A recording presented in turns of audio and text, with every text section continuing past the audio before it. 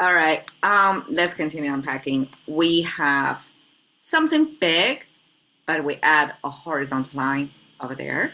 So it's a big based, but it's not related to big. This is a Chinese one character definition of grown man. I mean, in English, we'll have to say grown man, or just man by itself is not exactly right. We have to emphasize the grown part of the man. And then it's a fu. So fu in Chinese has this one character covering of the grown man concept. Traditional looks the same. If we look at a 2,000 years ago's version, it's a little bit more complicated in the sense that this is a full frontal view of a grown man. We have two legs here and two long arms draping on the side. And the head was simplified, or the head itself, like the whole skull, was not expressed in there. Instead, we plumped a cross on top of it. Okay, it's weird, right? This actually is a part where the hairdo of an ancient grown man is required to carry, because I guess the passage of age when you are supposed to be on your own, kind of getting driver's lessons equivalent of ancient version, is by having your hairdo kind of bundled up and then chopstick through, something like that, that you cannot let down your hair anymore. You have to pin it up. So ancient grown men have to carry that type of look. Eventually this look differentiator by the appearance made into this character to say, okay, when we look at the hairdo, we know it's grown man. And interesting, just by looking at the origin of this grown man, this hairdo related defining look, that I realized, okay, this whole barber, this hairstyling service was non-existent back then. It was a contemporary thing. And also Chinese do have the belief that everything you are born with or given by nature or by your parents, and you have no right to alter it in any way. That's why I don't have tattoos or anything. Because I don't want to change on an irreversible, I mean, haircut you can do, like even contemporary haircut you can do, but in ancient times, even your haircut was like not respectful for the original setting. So as the hair grow longer, it's harder to tend to, right? And so there was this ceremony to put your hair up, pin your hair up. So this is the Chinese grown man, fu, and we have zhang fu. Okay, zhang fu. In today's contemporary Chinese, it becomes the husband definition. But when we look at it separately, fu, grown man, yes, only grown man, start a family. But what zhang is doing there? Okay, I checked. Zhang is the height of this man.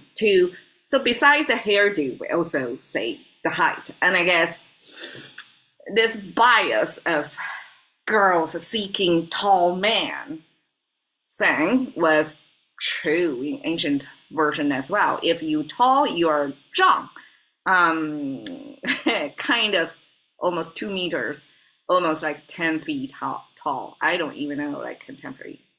Not that many people in contemporary population can reach 10 feet, but in ancient Chinese, it's harder to imagine that people would reach that height, 10 feet tall. For Chinese, it's really questionable, like extreme. Tai, okay, tall.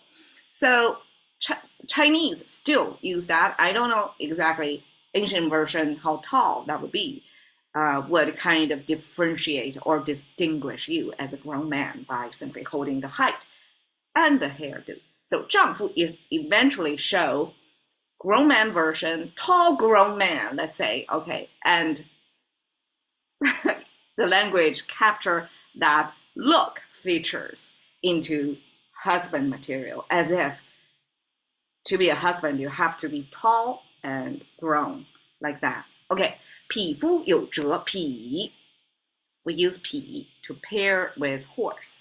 匹夫有责. Here we are using horse unit of measure to pair it with grown man.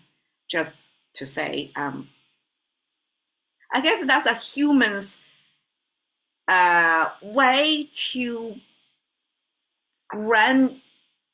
add some more grandeur to themselves. So instead of just grown man, which already kind of grandiose, not grandiose, it's like positive, complimentary, and we add the horse unit to count as if you're as speedy or as powerful, muscular as a horse. So 匹夫 is kind of the macho word of the ancient version.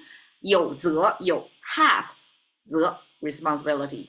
So here it's talking about individuals, grown men, have this responsibility to actually the community or country, however you want to pair it. But I guess 匹夫有责 was kind of a slogan almost, or the calling of intellectuals about 100 years ago, that they feel the dynamic change of China when China first see the Western world or the whole world, how it was connected, how the world, the horizon of your world expand all of a sudden to the globe when finally confront a Western civilization.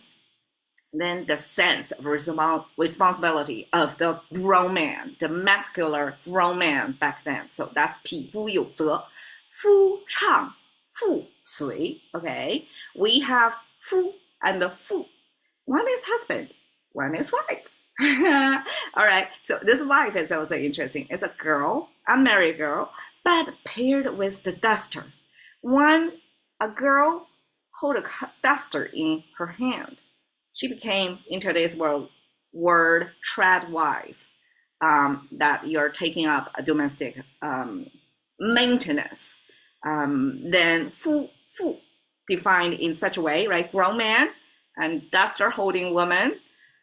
唱 随 唱 sing. So when the husband sing, then the wife would accompany. Will sing the same song, but as company. The melody is the husband. The company is the wife. That's the type of ideal relationship as verbalized in here. All right, I'm not going to do any more social commentary, but it's quite fun to see over time how language kind of frame or encapsulate how we felt about gender, about grown man, about men and women. Okay. So here is, I guess it's a man. It's very looking like a man doing this risky thing, mountaineering, to show what, grown man's capacity. And the reason is not of the hairdo or the height, simply the risk this grown man is taking is kind of out of the norm. And that's probably one way to show you can master yourself, command yourself to take up this challenge. Not only that, you've got to be prepared. You don't want to kill yourself either, right? So be skillful enough and dedicated enough and courageous enough to do that, to show. That's, grown man, contemporary version. Fu, thank you for your time. See you another day.